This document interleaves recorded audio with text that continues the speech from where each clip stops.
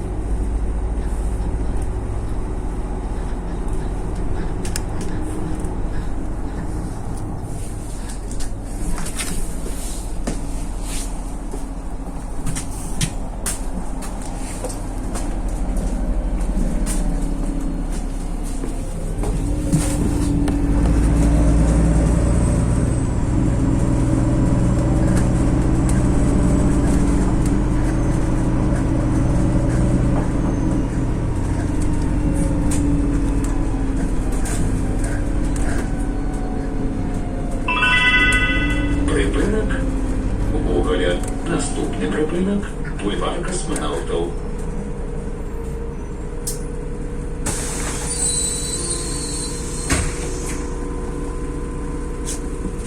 Осторожно, двери зачиняются. Наступний припинок – бульвар космонавтів.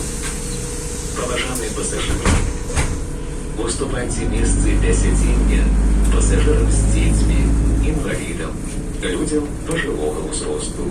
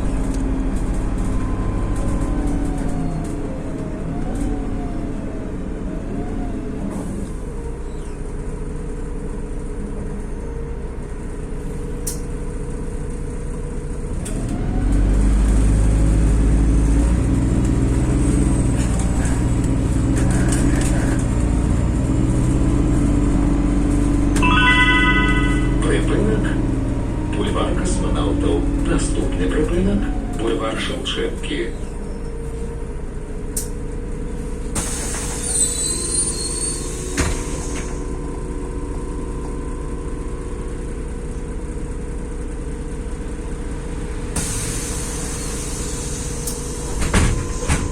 Осторожно, двери зачиняются. Наступний припинок – бульвар Шевченки.